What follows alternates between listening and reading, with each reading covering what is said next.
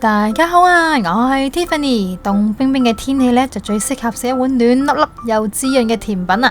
而我今日呢，就嚟做一個滋潤養顏嘅桃膠花膠燉鮮奶。咁我哋嘅事不宜遲，即刻睇下今日嘅材料份量先啦。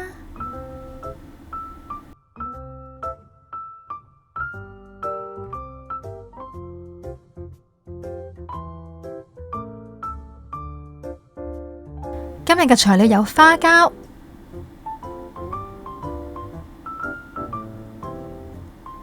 桃膠、去咗核嘅紅棗、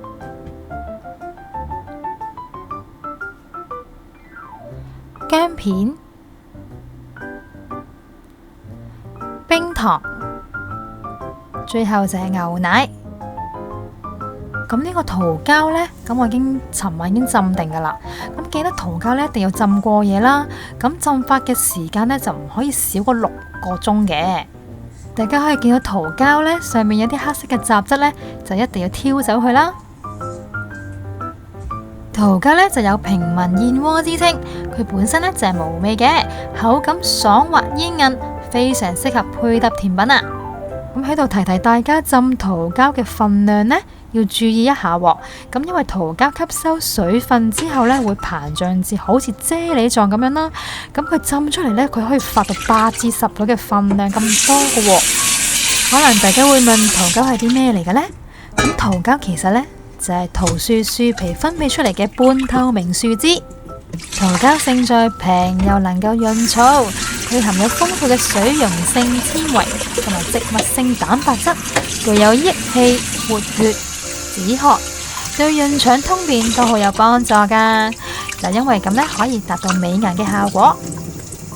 不過桃膠呢係屬於高纖、高蛋白質嘅食材，如果消化能力較弱嘅人士呢，就唔適食過量啦。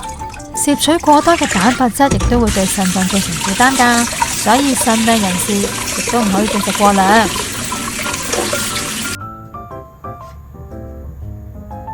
咁呢個花膠呢，我尋晚已經開始浸啦。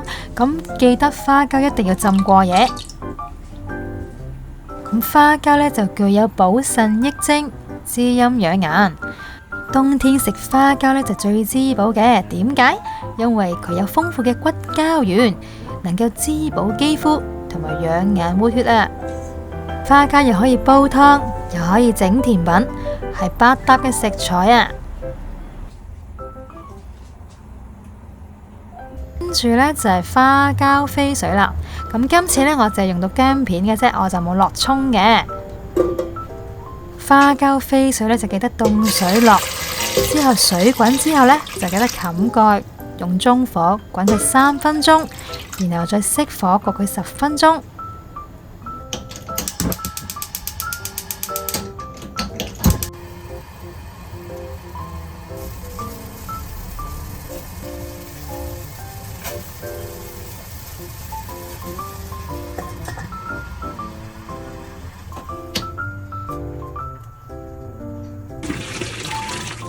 花膠飛完水之後呢，就用清水沖返乾淨嘅然後備用。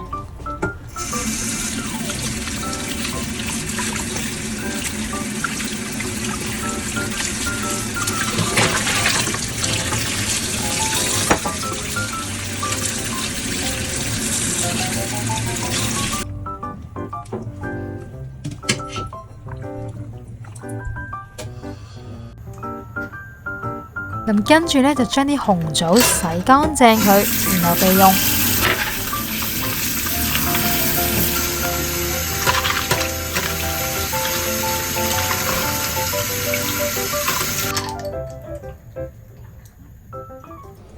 咁如果所有材料都準備好嘅話呢，就係將所有材料擺落個燉盅裏面。咁提一提大家，冰糖呢，就喺燉好前30分鐘先好加落去。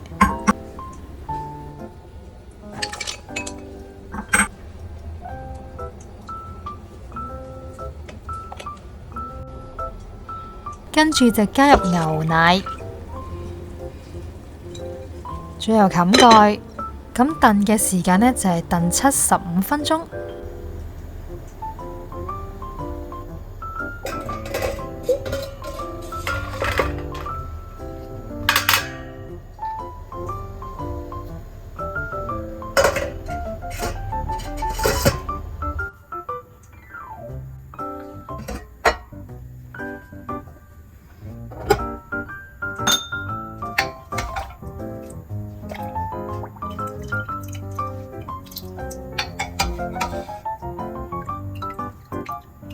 今日同大家分享呢個桃膠花膠燉鮮奶就已經完成啦。如果大家中意我哋呢條片嘅話呢，就記得俾個 like 同埋訂閱我哋嘅 channel 啦。咁下星期再同大家再見，拜拜。